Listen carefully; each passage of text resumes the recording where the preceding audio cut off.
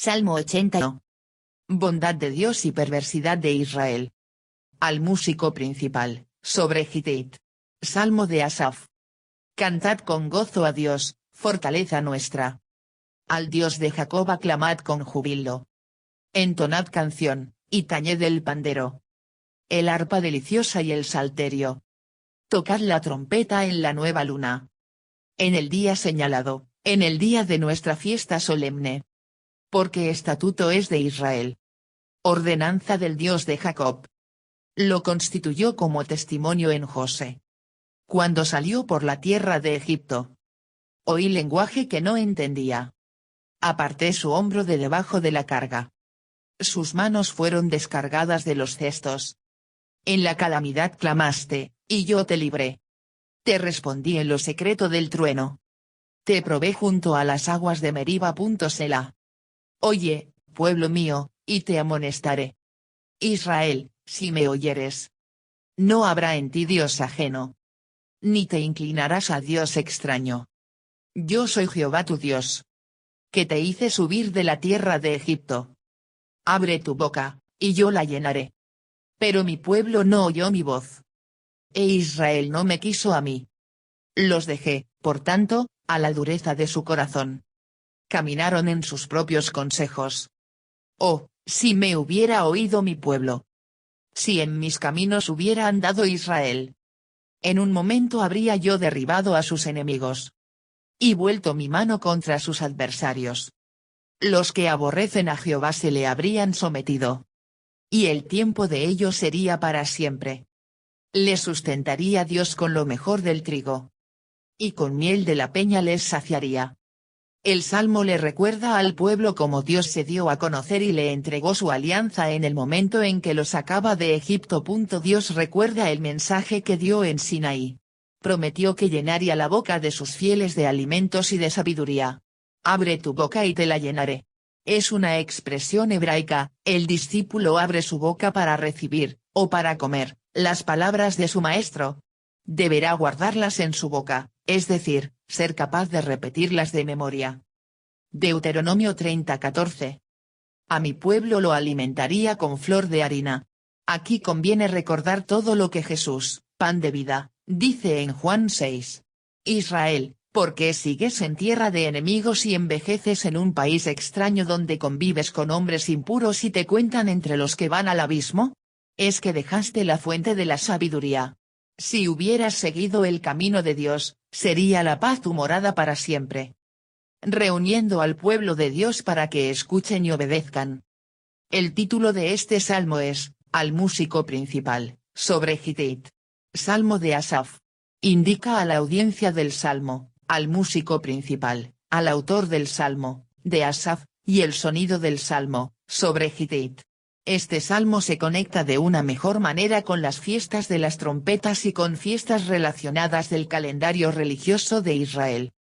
Este poderoso salmo no deja ninguna duda de su carácter de fiesta, y poca duda sobre la fiesta en particular, la cual fue diseñado a servir, en una probabilidad, la fiesta de los tabernáculos. Esto conmemoraba el viaje por el desierto, e incluía una lectura pública de la ley. Derek Kiner. A. Un llamado de Israel con la trompeta.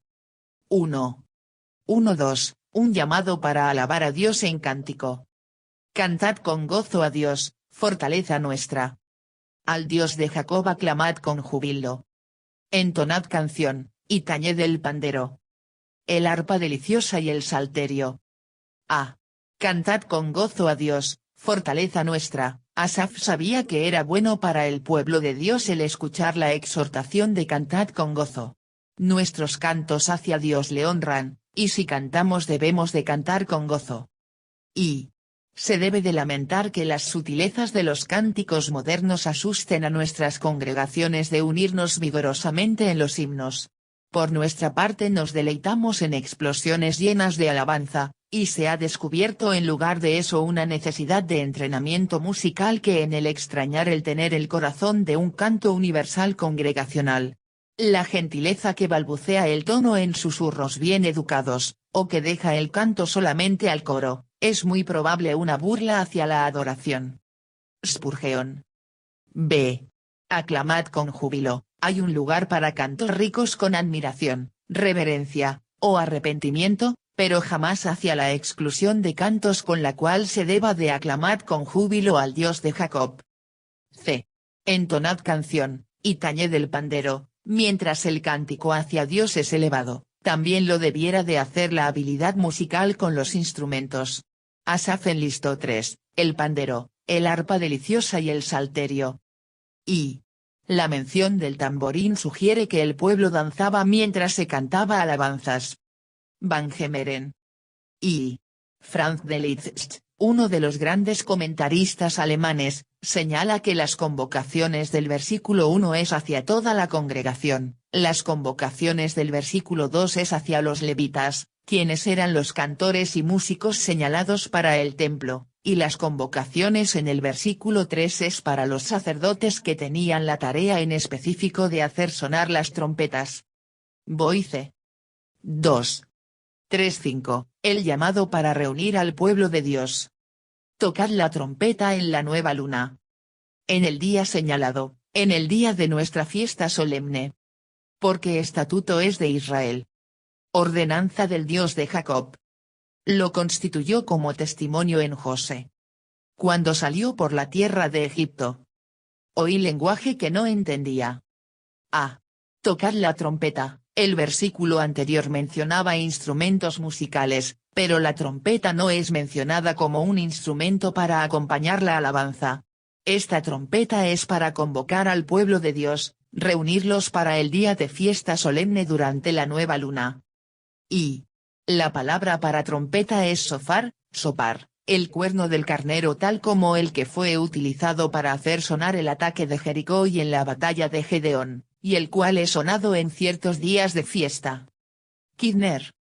Y aquí la referencia hacia la nueva luna, o al nuevo mes, Neb, señala al séptimo mes, el cual era el clímax del año festivo y era marcado su comienzo con el sonido de este cuerno. Kidner. Y en la luna nueva de septiembre, el primer día del noveno mes, se llevaba a cabo una gran fiesta llamada la fiesta de las trompetas. Levítico 22 2.24, números 29 2.1, del cual probablemente se tiene intencionado aquí. El 10º del mismo mes era el gran día de expiación, y en el 15º era celebrado la fiesta de los tabernáculos. Orne. B. Porque estatuto es de Israel, esto denota la importancia de convocar y reunir al pueblo de Dios. Era un estatuto, una ordenanza y constituido como un testimonio entre el pueblo de Dios. Y, como tal se halla un solo estatuto en Números 10 2.10 y en el día de vuestra alegría, y en vuestras solemnidades, y en los principios de vuestros meses, tocaréis las trompetas sobre vuestros holocaustos, y sobre los sacrificios de paz, y os serán por memoria delante de vuestro Dios. Yo Jehová vuestro Dios. Y ningún tiempo es inoportuno para alabar a Dios. Pero algunos tiempos son señalados, no para que Dios se encuentre con nosotros, Él siempre está listo, sino para que nosotros nos reunamos el uno con el otro, que nos podamos juntar para alabar a Dios. Henry, citado en Kidner. C. Cuando salió por la tierra de Egipto, Asaf pensó en la gran asamblea del pueblo de Dios mientras se reunían para dejar la esclavitud en Egipto. Ellos se reunieron para la liberación inicial, y se convirtió en la base para sus futuras asambleas y fiestas. Y oí lenguaje que no entendía, el lenguaje egipcio, el cual al inicio era no muy grato y desconocido para los israelitas, Génesis 42 2.23, y probablemente continuó así por algún tiempo considerable, porque ellos estaban separados tanto en lugar y conversación con los egipcios, a pesar del diseño piadoso y prudente de José. Pole. B. Dios habla hacia su pueblo reunido. 1. 6-7, Dios describe cómo Él liberó y probó a Israel. Aparté su hombro de debajo de la carga. Sus manos fueron descargadas de los cestos. En la calamidad clamaste, y yo te libré. Te respondí en lo secreto del trueno. Te probé junto a las aguas de Meriba. Selah. A. Aparté su hombro de debajo de la carga. En la primera parte del Salmo un llamado salió hacia el pueblo de Dios para que se reuniera, sugerido por su primera asamblea como un pueblo de esclavos. Ahora Dios habla con su pueblo reunido y comienza recordándoles de la gran liberación que Él les dio al hacerles libre de su esclavitud. Y este salmo era una invitación bien apropiada hacia la renovación del pacto durante la fiesta, cuando el pueblo de Dios reflexionaba en todos sus hechos del pasado. Van Gemeren. Y recordemos que hemos sido librados de una carga más pesada, librados de ciertos capataces, y liberados de una vil monotonía, la intolerable carga del pecado, la cruel tiranía de Satanás, el vil servicio y amarga servidumbre de las concupiscencias. Orne. B. En la calamidad clamaste, y yo te libré. Éxodo 2:23-24 dice que Dios escuchó el gemido de Israel bajo la carga de la esclavitud en Egipto. Él trajo liberación hacia ellos por medio de las maravillas y líderes como Moisés. Y el lugar secreto del trueno era el Sinaí, rodeado de humo y temible con la voz de Dios. Éxodo 19:16 en adelante, 22.1f en adelante. Fue obtener educación por medio de un encuentro. Kidner. C. Te probé junto a las aguas de Meriba. Dios no solamente liberó a Israel, sino que Él también les entrenó, y la prueba en Meriba fue un ejemplo de ello. En Meriba Dios milagrosamente proveyó de agua hacia un Israel que se quejaba y que se mostraba incrédulo. Éxodo 17:2.17. Y la historia de Israel es únicamente nuestra propia historia en otra forma. Dios nos ha escuchado, liberado, y muy a menudo nuestra incredulidad hace que el infeliz vuelva a la desconfianza, murmurando, y rebelándose. Spurgeon. 2. 8:12, el llamado de Dios rechazado por Israel. Oye, pueblo mío, y te amonestaré. Israel, si me oyeres. No habrá en ti Dios ajeno. Ni te inclinarás a Dios extraño. Yo soy Jehová tu Dios. Que te hice subir de la tierra de Egipto. Abre tu boca, y yo la llenaré. Pero mi pueblo no oyó mi voz. E Israel no me quiso a mí. Los dejé, por tanto, a la dureza de su corazón. Caminaron en sus propios consejos. Ah. Oye, pueblo mío, antes de que Dios instruyera a su pueblo reunido, Él primero llamó su atención, diciéndoles que oyeran. Y qué extraña anomalía, una congregación feliz, alegre, que adora, y un Dios abandonado y ofendido. Boice. Y Dios busca a oidores, así como cantores, en los cuales las lecciones sobrias del desierto no se perderán. Kidner. B. No habrá en ti Dios ajeno. Algunos 400 años de esclavitud en Egipto expusieron a Israel hacia muchos dioses paganos de Egipto.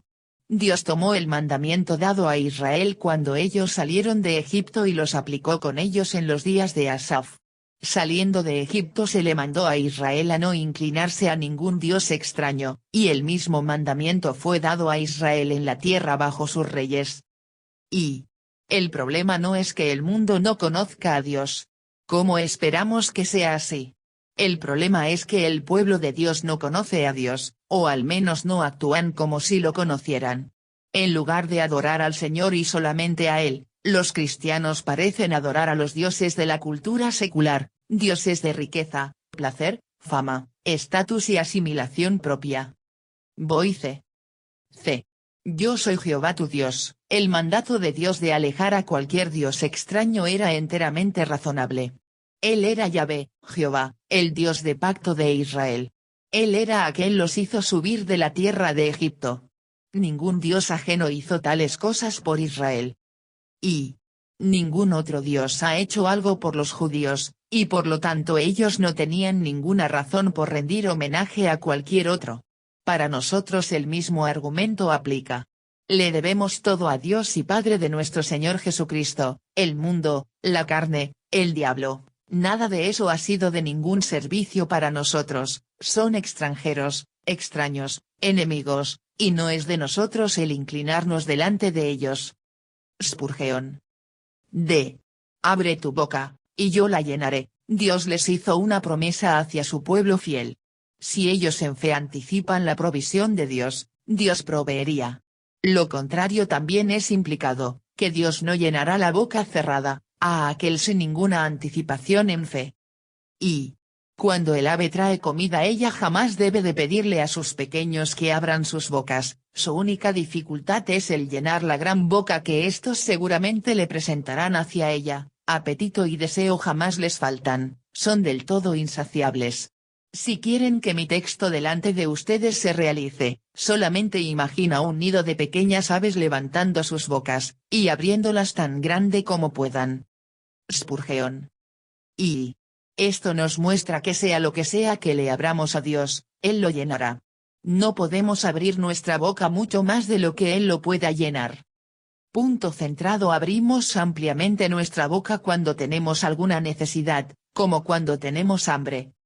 Punto centrado. Abrimos ampliamente nuestra boca cuando pedimos por cosas grandes. Punto centrado. Abrimos ampliamente nuestra boca cuando entendemos la grandeza del Dios al cual le oramos. Punto centrado. Abrimos ampliamente nuestra boca cuando oramos en los méritos de Jesús, no en los nuestros. Y podrías fácilmente esperar de más con las criaturas, esperar de más sobre Dios. Abre grande tu boca, y yo la llenaré, amplia y dilata los deseos y expectativas de tu alma, y Dios es capaz de llenar cada grieta hasta su mayor capacidad. Esto honra a Dios, cuando ampliamos nuestras expectativas sobre Él, es santificadora hacia Dios en nuestro corazón. Case, citado en Spurgeon. Y ese gran dicho enseña también que los otorgamientos de Dios son prácticamente medidos por la capacidad y deseo de los hombres. El límite definitivo de ellos es su propia gracia sin límite, pero la obra limitada en cada individuo es la receptibilidad del individuo, de la cual su expectativa y deseo son factores determinantes. Maclaren. V. Nuestra copa es pequeña, y le echamos la culpa a la fuente. Spurgeon.